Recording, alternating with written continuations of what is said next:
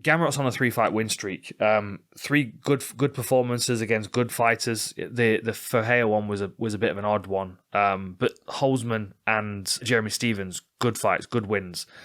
And, showed diversity in all of in all of the fights. So here against Holzman, obviously, a powerful individual looking to stuff takedowns. You can see by the way that he's standing squat that he's ready for Gamrot to level change.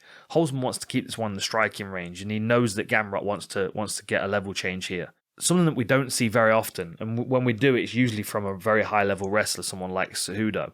We don't see very, very low single leg attacks, but we'll see it a lot from Gamrot all the way through his fights, because he likes to grab a low single and then either fall to his back to chase the ankle lock or run his opponent to the floor and continue chasing the ankle lock. The other benefit is that he avoids a lot of things that are coming his way when they're trying to defend takedowns with strikes like uppercuts and knees, which you'll see in a minute. I've got another good clip for you to see, but you'll see here. So he's going to throw a kick and then he's going to level change, but watch how deep he goes on this level change. Watch how low he is.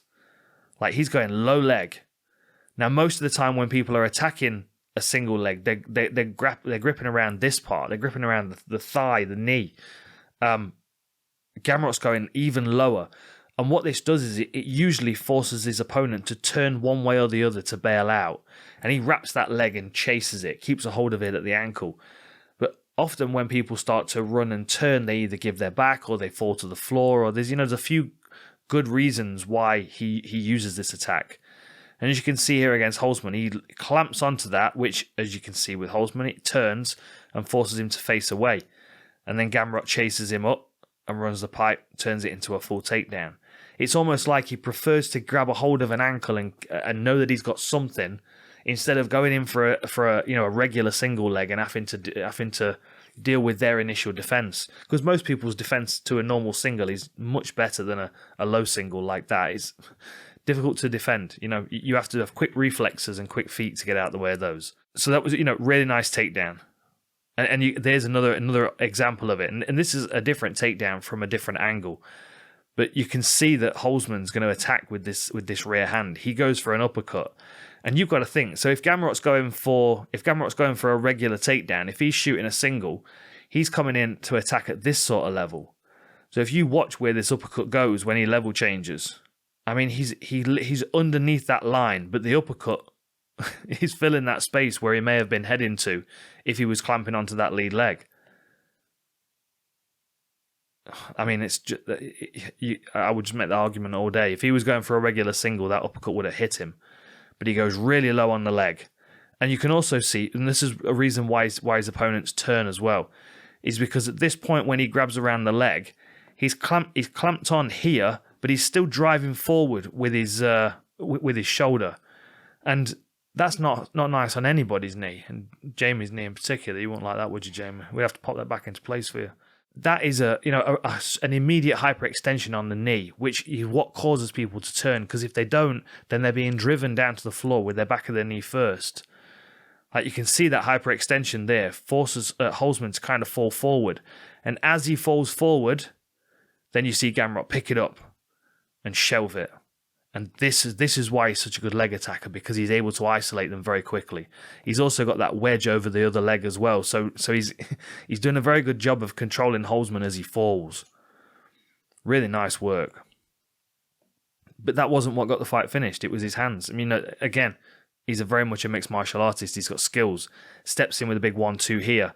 Catches him clean on the chin and puts him down. Bang, right on the chin. So, two-pronged attack. He can level change. He can throw power punches.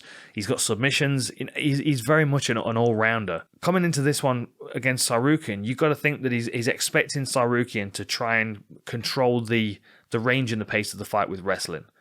Because I feel like Gamrot might be able to eat him up a little bit from the outside, just be a bit more comfortable and a bit looser in his game, I would say. Switching from one stance to the next and peppering him with shots, and then maybe even threatening with that low single. But when it hits the floor, Gamrot's got loads and loads of things to throw at him. With that in mind, Gamrot comes in against a very, very tough, strong, powerful Jeremy Stephens, and is able to clamp onto this low single, and you can see him doing the same thing again as he did previously against Holzman. So he's going to shoot that really low single, opposite leg, so he can do both sides. Goes below the knee. Drops right to his legs, and Jeremy Stephens sprawls out on it. But because he's got a catch, because he's got that little grip around the legs, he knows he's got that, and he can build up very, very well from this position. So what you'll see is he pulls that leg in. He's pulling this in here. And as he pulls it in, he's going to build himself back up to his feet. Lifts, stands up, and straight away you'll see Jeremy Stephens post on the back of the head. He'll turn his left knee down and he'll try and limp leg out. He'll try and drag his leg out. But look at that clamp that Gamrot's got on his foot. Chases him to the fence. Pulls him. And then drops onto him. Takes that top position. You know, it's same as always. If he's able to grab a hold of one of your feet, he's going to be able to get you to the floor somehow. The more you scramble, the more his opportunities open up to jump on your back or whatever. Very, very talented grappler. What was nice about this is that as soon as Jeremy Stephens landed, he started to attack. So he clamped onto a Kimura on the far side. So currently the left arm of Mateusz Gamrot is available for a Kimura. And you'll see Jeremy Stephens set it up. So now Gamrot's defending this. Jeremy Stephens is holding on to that Kimura because at any point, if there's any space, and you know, Jeremy Stephens is a lightweight cut into featherweight, powerful individual, might be able to rip that arm out and roll him over and even reverse the position with it, if not get the submission. Gamrot's giving it the respect it deserves. But what we're noticing here, just a little thing to point out, look at the position of his knee. So his knee is on one side and his foot is on the other. So although he's got this leg driving into his hip here, there's not really anything keeping him in this position. He can quite freely now start circling around this way and go towards the head of Jeremy Stephens. Effectively reverse the position, but put himself in a better one because he's on top. And that's what we see. So he's holding and defending for a moment, and then when he feels comfortable, he positions his lower body and runs around the head. See how he's blocking, he's got his hand on the ass here, he's blocking the ass. And he's running around the head, so now he can put his knees either side of Jeremy Stephens' head, and now he can reverse the Kimura attack. So now he's put the Kimura on Jeremy Stephens' left arm. And now Jeremy Stephens is very vulnerable. And what you're going to see here, you can see Stephens is on his side, holding on to this arm. Because at the point when this grip breaks and this arm becomes separated, the Kimura position that Gamrot's got is going to take this hand and twist it that way, which is not good for your shoulder. You can ask any doctor, they will agree. It's not good for your shoulder. And and you'll see the way that Gamrot rips this out of position. He pulls with his whole body, yank and then twist. And you can see how Jeremy Stephens tries to run his hips towards where his hand is. Because, so if his hips stay there and this arm keeps coming around this side, if you want an example, go and watch Frank Mir against Nogueira. It gets to a point where it just snaps. Or Kazushi Sakuraba against Renzo Gracie, where it goes at the elbow dislocates. This is a very strong position for Gamrot to have. So what we're seeing here is this arm's coming in and underneath, and he's gripping onto his own arm, which is here. And in his own arm, he's gripping onto the wrist of Jeremy Stephens. So he's got two arms on one, and Stephens has now not got the grip to protect that arm. So it's the whole body of Gamrot twisting through that arm and trying to scratch the back of Jeremy Stephens' head with it, as you can see.